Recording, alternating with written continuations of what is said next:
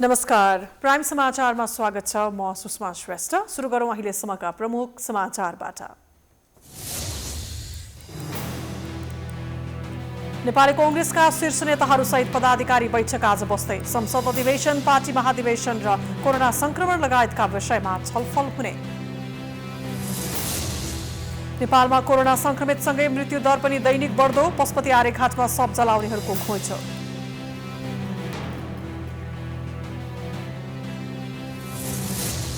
विश्वकै धनी व्यक्ति माइक्रोसफ्ट कम्पनीका संस्थापक बिल गेट्स र मेलिन्डा बीच सम्बन्ध विच्छेद, कम्पनीको काममा भने सहकार्य हुने। अमेरिकी राष्ट्रपति बाइडेनद्वारा शरणार्थीको सीमालाई बढाएर 62,500 बनाउने घोषणा, सीमा समस्याको कारण ट्रम्प प्रशासन रहेको चिकिन। र मार्क सेल्वे विश्व स्नुकर च्याम्पियनसिपको उपाधि जित्न सफल, फाइनलमा साउन मर्फी 18-15ले पराजित।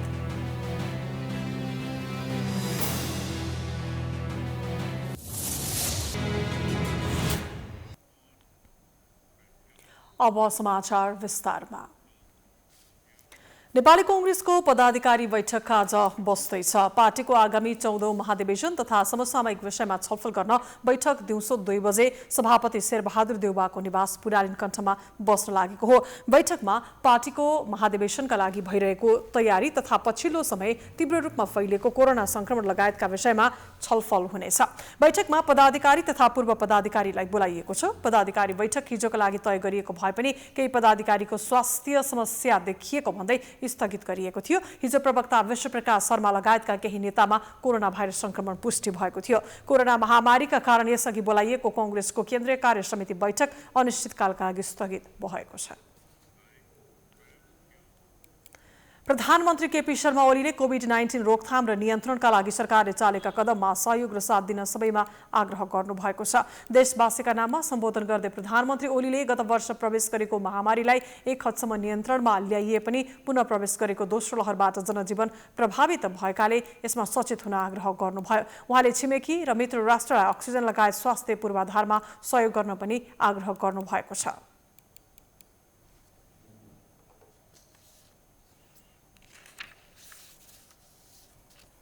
पनि नागरिक स्वास्थ्य सुविधाबाट वञ्चित हुनु नपरोस् र महामारीका कारण कसैले जीवन गुमाउनु नपरोस् भन्नेमा सरकार संवेदनशील छ। नागरिकको जीवन रक्षा यस सरकारको पहिलो दायित्व हो भन्नेमा म पुनः जोड दिन चाहन्छु। त्यसैले महामारीको दोस्रो लहरको रोकथाम र नियन्त्रणका लागि सरकारका सबै संयन्त्र परिचालन छन्। एक हदसम्म लकडाउन आवश्यक हुन्छ भन्ने विज्ञहरूको सल्लाह अनुसार केही अवधिका लागि निषेधाज्ञा जारी गरिएको छ। यसलाई थप कडाई गरिँदैछ र प्रभावकारी ढङ्गले लागू गर्न पहिले झैं सबैबाट सहयोग हुने अपेक्षा सरकारले राखेको छ। सबैजसो अस्पताललाई पीसीआर परीक्षण गर्न सक्ने व्यवस्था गरिएको जनाउँदै उहाँले कुनै पनि नागरिक स्वास्थ्य सेवाबाट वञ्चित नहोस्, कसैले पनि उपचार नपाएर ज्यान जान नपरोस् भनेर सरकारले सहजता अपनाइएको बताउनुभयो। उहाँले शैय्या लुकाउने वा अनियमितता जस्ता कार्य गरेको भेटिएमा कारबाही गरिने स्पष्ट पार्दै अक्सिजन उत्पादन बढाउन पनि पहल भइरहेको जनाउनुभयो। प्रधानमन्त्री ओलीले चीन, रुस लगायत खोप उत्पादक राष्ट्र तथा कोभ्याक्ससँग निरन्तर सम्पर्क र समन्वय गरी छिटो भन्दा छिटो पर्याप्त मात्रामा खोप ल्याइसक्न नेपाल सरकार प्रयत्नशील रहेको बताउनुभयो। उहाँले कोभिड-19 नियन्त्रणमा खटिने फ्रन्टलाइनर कर्मचारीलाई 50% जोखिम भत्ता प्रदान गरिने जानकारी दिनुभयो। प्रधानमन्त्री ओलीले स्वास्थ्य जनशक्तिको अभाव हुन नदिन संघ प्रदेश र स्थानीय तहमा अवकाश प्राप्त चिकित्सक तथा अन्य स्वास्थ्यकर्मी 1 वर्षका लागि करारमा भर्ना गरिने समेत बताउनुभयो।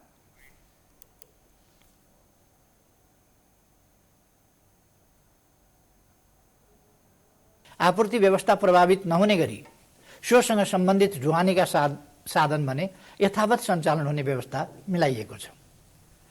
भारतसँग सिमाना जोडिएका नाकामा रहेका हेल्थ डेस्कबाट एन्टिजेन परीक्षण गरेर मात्र सीमा प्रवेश गर्ने व्यवस्था मिलाइनेछ। सबै सरकारी तथा निजी अस्पतालले आफू कहाँ उपलब्ध शैय्या र तीमध्ये प्रयोग भएका वा नभएका शैय्याको दैनिक विवरण अद्यावधि गर्ने र त्यस विवरण तत्काल स्वास्थ्य तथा जनसङ्ख्या मन्त्रालयमा पठाउनु पर्नेछ।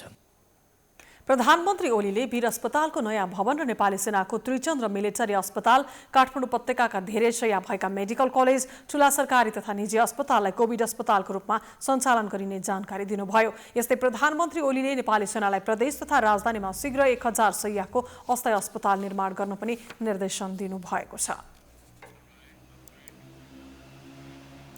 कोरोना महामारीका कारण ज्यान गुमाउनेको संख्या बढ्दै गएपछि पशुपति आर्यघाटमा दाह संस्कार गर्न कठिनाई भएको छ। काठमाडौँ उपत्यकामा कोरोनाबाट ज्यान गुमाएकाहरूको अन्तिम संस्कार यसअघि पशुपति स्थित विद्युतीय शवदाह गृहमा हुँदै आएको थियो, तर मृत्यु हुनेको संख्या बढेसँगै विद्युतीय शवदाह गृह भन्दा बाहिर पनि शव जलाउन थालिएको छ। यी दृश्य हुन् काठमाडौँको पशुपति आर्यघाटका, जहाँ कोरोना संक्रमणपछि मृत्यु भएकाहरूको दाह संस्कार गरिँदैछ। संक्रमितको मृत्यु दर बढेसँगै पशुपतिको वैद्युतीय शवदाह गृहले धान्नै नसक्ने अवस्था आएपछि बाहिरी संक्रमणपछि मृत्यु भएकाहरूको शव जलाउन थालिएको छ। पशुपति क्षेत्र विकास कोषले सोमबारदेखि पहिलो पटक कोभिड संक्रमितका शव बागमती किनारमै जलाउन थालेको हो। शवबाट संक्रमण नफैलने भएकाले नै विद्युतीय मेसिनले धान्न नसकेपछि बागमतीमै व्यवस्थापन गर्न थालिएको पशुपति क्षेत्र विकास कोषका सदस्य सचिव डाक्टर प्रदीप ढकालले बताउनुभयो।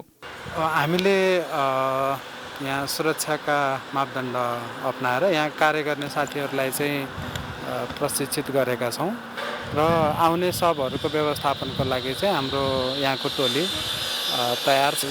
चिकित्सकीय व्याख्याका आधारमा पनि कोभिडबाट मृत्यु भइसकेका उसबाट चाहिँ सर्दैन भन्ने नै छ एउटा। अर्को चाहिँ जल्ने जुन चिज छ त्यो भनेको स्वाभाविक रूपमा नष्ट हुन्छ, त्यसले कुनै असर गर्दैन।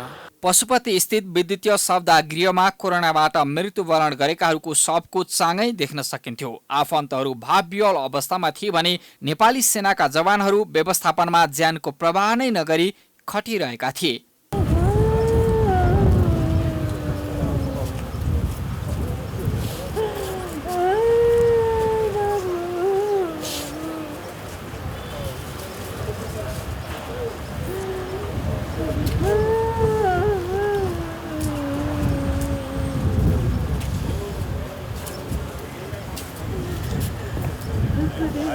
एकातिर उपचारका लागि अस्पताल नपाउनु पाए पनि अस्पतालले बेलैमा उपचार नगरेको गुनासो मृतकका आफन्तहरूले गर्दै आएका छन्। मरिसकेपछि पनि सहजै दाह संस्कार गर्न नपाएको र 3 घण्टा कोर्दा समेत पालो नपाएकोमा उनीहरू रुष्ट छन्। संसार दुल्दाखेरि पनि नपाउने औषधि मगाउने, त्यही कारणले गर्दाखेरि यो चाहिँ अब के सरकारको लापरवाही भन्ने कि सरकारको लाचारीपन भनौँ। लाचारीपन हो यो चाहिँ पक्कै पनि सरकारको लाचारीपन नै हो। यसरी हेर्दै देख्नु भइरहेछ होइन तपाईँले नै लास अब विद्युतीय भनेको एउटा चलिरहेछ एउटा गरिरहेछ। अहिले हामी कुरेको 3 घण्टा भइसक्यो, न एकचोटि लास चलाएको छ, जस्तोको त्यस्तै राखिरहेको छ है।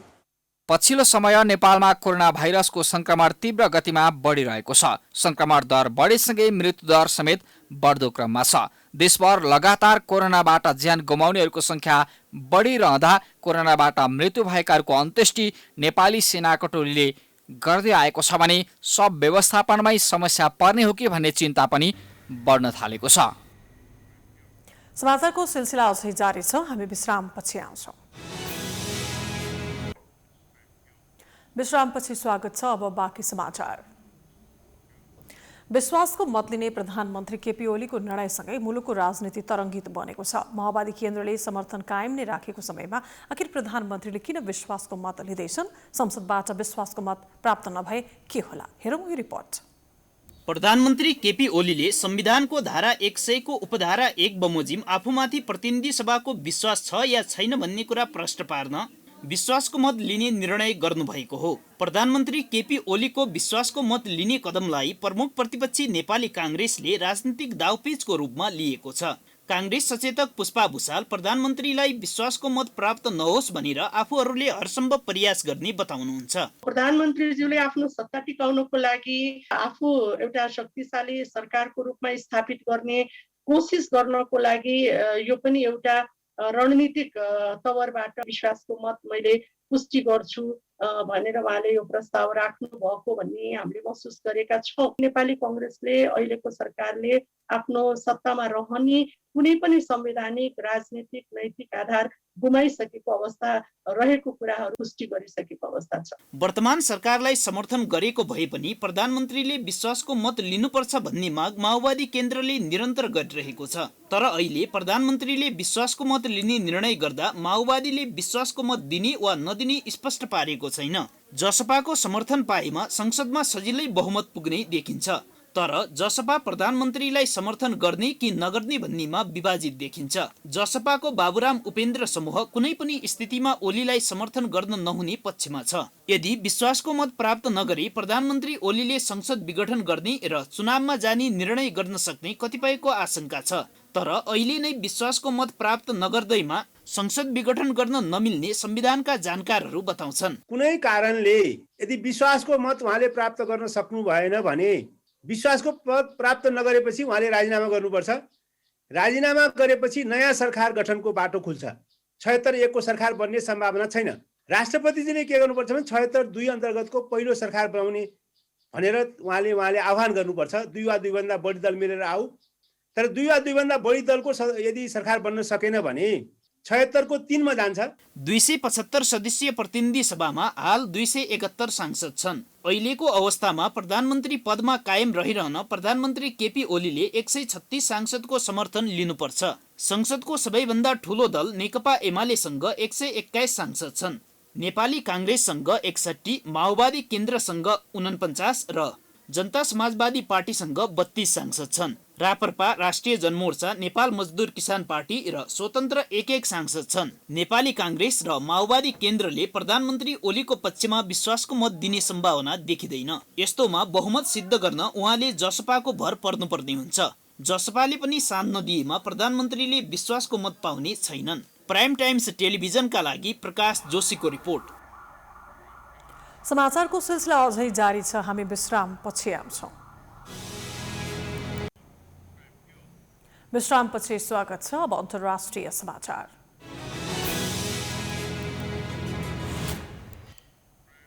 विश्वकै धनी व्यक्ति माइक्रोसफ्ट कम्पनीका संस्थापक बिल गेट्स र उनकी पत्नी मेलिन्डा गेट्स बीच सम्बन्ध विच्छेद भएको छ। बिल गेट्स सामाजिक सञ्जाल ट्विटर मार्फत उनले यो जानकारी गराएका हुन्। उनले यो भन्दा अगाडि अब मिलेर जान सक्ने स्थिति नभएकाले सम्बन्ध विच्छेदको निर्णय लिनु परेको स्पष्ट पारेका छन्। बिल गेट्सले निकै सोच विचार गरेर सहमतिमा आफ्नो 27 वर्षे वैवाहिक जीवनमा पूर्ण विराम लगाएको बताएका छन्। बिल र मेलिन्डा बीच सन् 1980 मा भेट भएको थियो। त्यो बेला मेलिन्डाले माइक्रोसफ्ट कम्पनीमा भर्खर प्रवेश गरेकी थिइन्। दुवैजना मिलेर Bill and Melinda Gates Foundation चलाउँदै आइरहेका थिए। दुवैजनाले जारी गरेको विज्ञप्ति अनुसार फाउन्डेसनको काम भने दुवैले जारी राख्नेछन्। उनीहरूका 3 सन्तान छन्।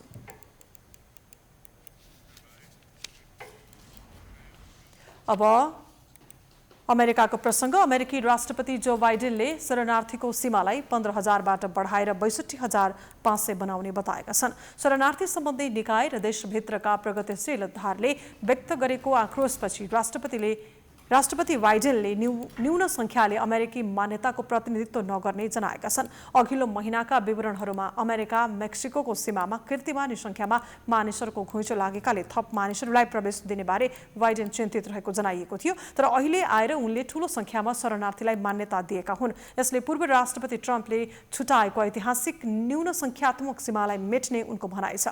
आफ्नो प्रशासनले अर्को वर्ष 1,25,000 शरणार्थीलाई प्रवेश दिन चाहेको उनले बताएका छन्। बाइडेन प्रशासनले सीमामा देखिएको समस्याको कारक राष्ट्रपति ट्रम्पको कार्यकाल भएको बताउने गरेको छ।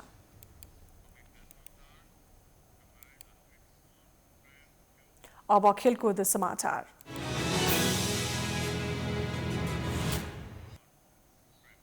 विश्व स्नुकर च्याम्पियनसिपको उपाधि मार्क सेल्वीले जितेका छन्। इङ्ग्ल्यान्डको क्रिस्टिबल थिएटरमा साउन मर्फीलाई पराजित गर्दै मार्कले उपाधि जितेका हुन्। उपाधि जित्ने क्रममा मार्कले मर्फीमाथि 18-15 को जित निकालेका थिए। यससँगै मार्क चौथो पटक विश्व च्याम्पियन बनेका छन्। मार्क सर्वाधिक धेरै विश्व च्याम्पियन हुने खेलाडीको सूचीमा 5औं स्थानमा रहेका छन्। स्कटल्यान्डका स्टेफेन हेनरी सर्वाधिक विश्व च्याम्पियन बन्ने खेलाडी हुन्। स्टेफेनले 7 पटक विश्व च्याम्पियनसिपको उपाधि जितेका छन्।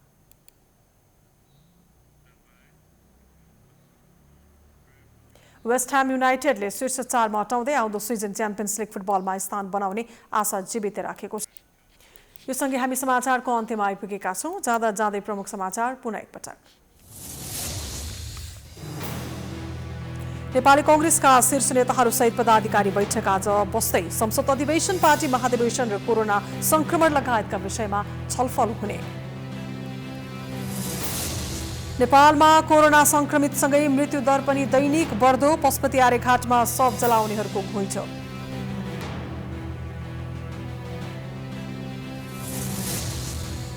विश्वकै धनी व्यक्ति माइक्रोसफ्ट कम्पनीका संस्थापक बिल गेट्स र मेलिन्डा बीच सम्बन्ध विच्छेद, कम्पनीको काममा सहकारी हुने। अमेरिकी राष्ट्रपति बाइडेनद्वारा शरणार्थीको सीमालाई बढाएर 62,500 बनाउने घोषणा, सीमा समस्याको कारण ट्रम्प प्रशासन भएको जिकिर। र मार्क सेल्बी विश्व स्नुकर च्याम्पियनसिपको उपाधि जित्न सफल, फाइनलमा साउन मर्फी 18-15ले पराजय।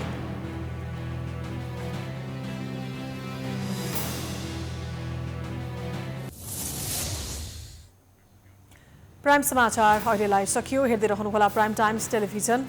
नमस्कार।